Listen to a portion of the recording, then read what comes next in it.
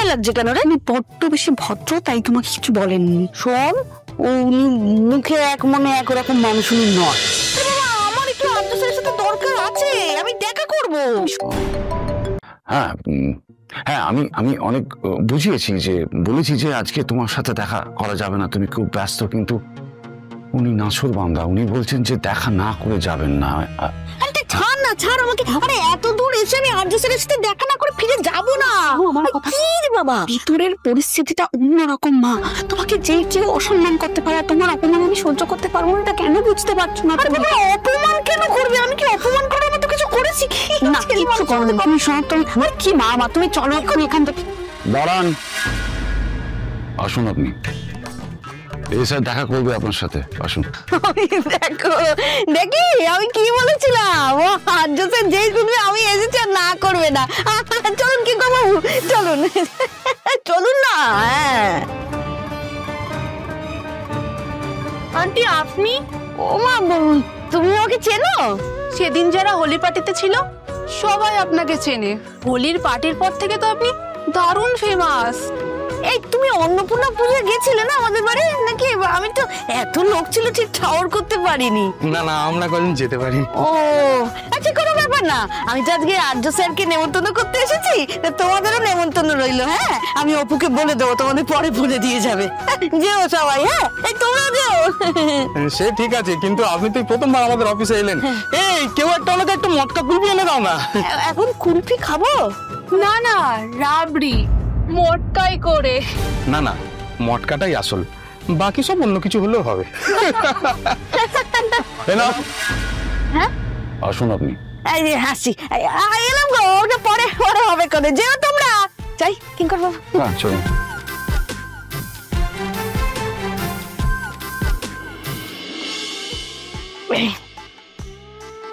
আসুন।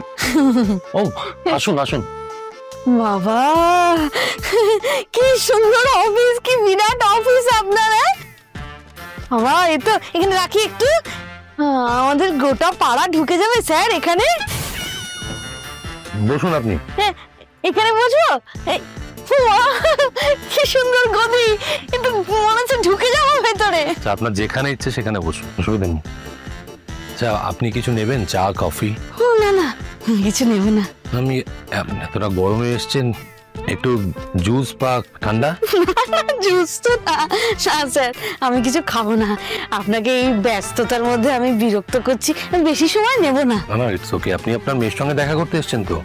কেউ না না, ও অপুর সাথে কেন অফিসে দেখা করতে আসবো? ওর সাথে তো রোজ দেখা হচ্ছে সকালে বিকেলে। ও, তাও তো ঠিক।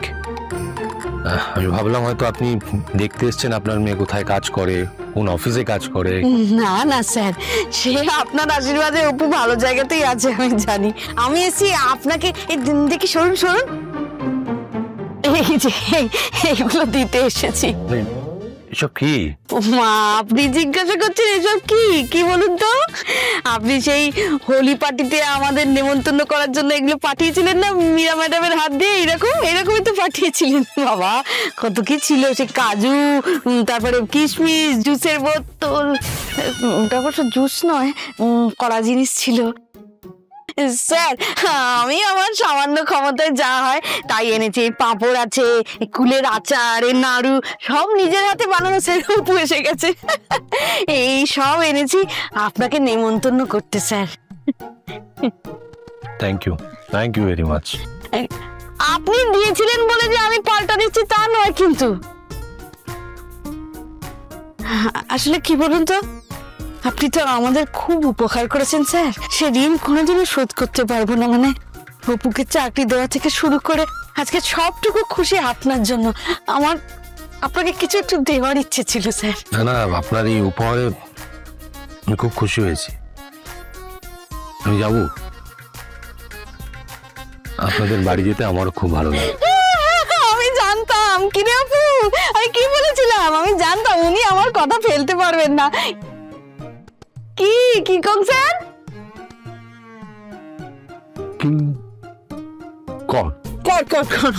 গুলিয়ে যায়, বোঝা গেল তো হলো। এই অপু, তুই একটু বাড়ি চ না, আমাকে একটু রান্না বান্নায় সাহায্য করে দিবি। কি কি বলছো? এটা আমার অফিস, এখান থেকে আমি হুটপাট করে বেরোতে পারবো না ওরকম ভাবে। দাদা তুমি যাও মায়ের সঙ্গে, মা তো আর প্রতিদিন তোমাকে এইভাবে বলবেন না। হ্যাঁ স্যার। যাও তুমি আজকে মাকে হেল্প করো। ওই তো, আরে তো স্যার বলে দিয়েছে, আর কি হয়েছে? চল আসছি স্যার, আসছি স্যার। কিন্তু বাবু, এই কি কর বাবু, চ ওই বাবা বন্দিকে খোলে রে। আসলাম।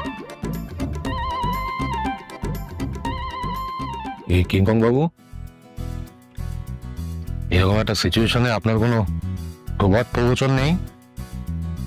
আমি স্পিচলেস, বাক্যহারা। সিরিয়াসলি?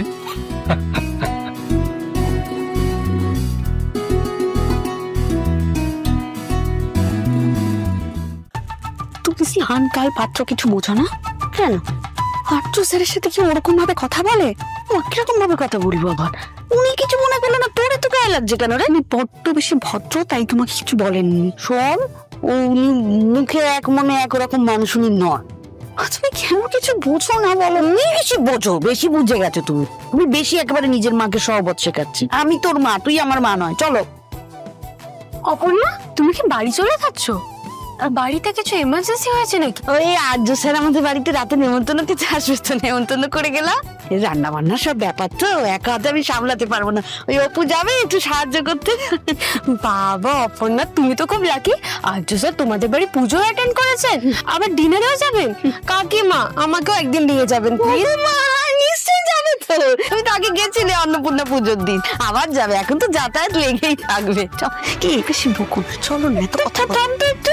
বাবা আমাকে সুন্দর করে বলছে তুমি যাবে, নিশ্চয়ই যাবে। হ্যাঁ চল চল চল। মীরা ম্যাডাম কিরম পুতুলের মতো দাঁড়িয়ে আছে, নখ নরঞ্চন দেখে ভয় পেয়ে গেছি। আমার ব্যাগটা নিতে হবে। আরাম আসলাম গো। হ্যাঁ যেও, আবার তোমরা যেও, ভালো থেকো। হ্যাঁ আসছি।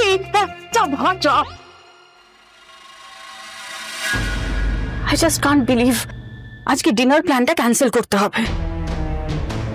সবকিছু কি আর প্ল্যান মাফিক হয় মীরা ম্যাডাম? না হয় না আমি জানি, কিন্তু আর্য এর আগে কখনো এই ডিনারটা মিস করেনি। আমার ভালো লাগছে না, কিচ্ছু ভালো লাগছে না। মনের মধ্যে জমে থাকা ভয়, সেখান থেকেই রাগের জন্ম হয়। তাই খুব জরুরি এই সময় মাথা ঠান্ডা রাখা। এর বাইরে কি তোমার কোনো সাজেশন আছে? আছে আছে আছে আছে আছে। আমি তো বলবো তুমি তোমার ওই প্ল্যানটা ক্যান্সেলই করো না, দেখো না শেষ পর্যন্ত কি হয়। দেখতে তো কোনো ক্ষতি নেই। ঠিকই বলেছো তুমি। আমি একবার রেস্টুরেন্টে রিজার্ভেশনটা রিচেক করে নি, দাঁড়াও।